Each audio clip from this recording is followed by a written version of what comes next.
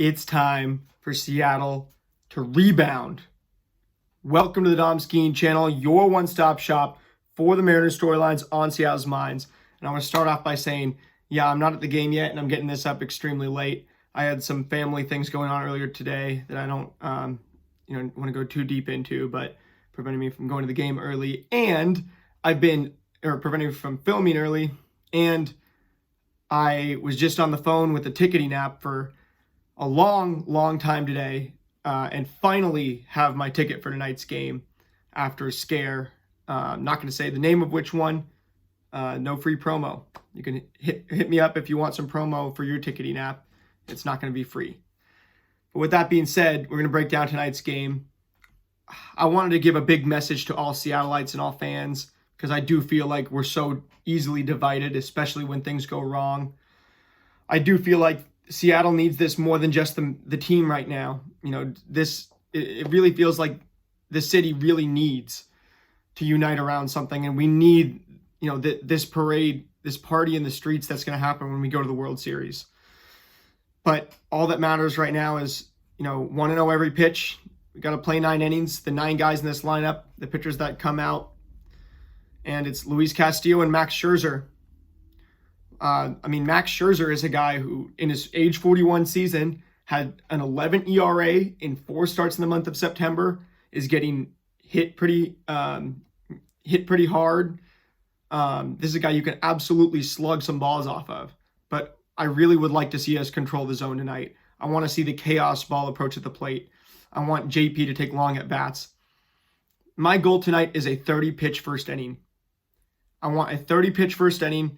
I want to, if he's trying to pump him in the zone, like Max Scherzer says, no matter what, I'm going to push, really hard. And, that's the type of guy you can take advantage of tonight. If he's going to throw him in the zone, I want us to foul the balls off, get this pitch count up. And, if he really wants to pump him in the zone, right, eventually we will slug them. But I want us to stay up the middle and drive the pitch count up. I don't need to see us pull the ball, even though our top 3 guys in the lineup hit pull homers last night. I don't need to see it. I know that we can do it with, I know the up the middle approach is what's going to get us a successful offensive game tonight. I'm not going to spend too much time on this pregame either. I know I said I would get it up early, but I've had some things going on today.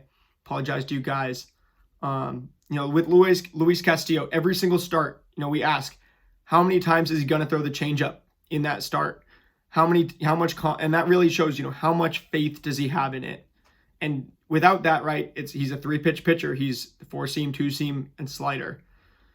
So the changeup, 11.4% on the year usage. I'm going to hope that he throws it 10 times tonight, double-digit times, especially if he goes and throws 100 pitches. Even if he only throws, 70, 80 pitches, I want to see the changeup 10 times tonight. I know but you got to keep it low and out of the zone. You got to keep the fastballs high. You cannot let things drift into the middle of the plate. That was George's problem. Just pitches coming back into the middle of the plate. You just got to execute tonight, and Luis can execute extremely well. He's got good numbers in the postseason. He's got, some very good numbers against Toronto too. But man, especially with the pitch mix Luis has, you got to make sure that you live on the edges of the plate, because if things end up in the middle of the plate, you saw what happened last night. And it wasn't even just the Blue Jays. Julio's first inning homer that scored our first 2 runs was a it was a fastball that drifted back into the middle of the plate that Julio crushed from Shane Bieber. You can't leave anything in the middle of the plate. Max Scherzer, you got to force him to put stuff in the middle of the plate. I would like to get us guys on base and then see what happens, right? Then force them to look at the guy at the plate more and say, oh, now we need to get the guy at the plate. And then you're pushing for strikeouts, and before you know it, you're getting those pitches in the middle of the zone.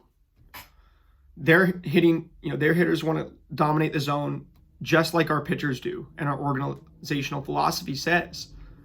And my voice is hoarse. I've had a headache all day. I've had family things going on. I've had an issue with my ticket that just got resolved finally. But I'm going to get down to this game for you guys. I'm going to go bring it tonight. And just like I said last night, I won't come back here and do another video until I go give 110% of what I have to this city and to this team. And I mean, I'm wearing the same thing I wore for Game 5 of the ALDS. I've got my JP player tee, which is worn. You can see how worn this is. I wear this a lot. I think, he's the guy that I want to say my picks to click tonight, right?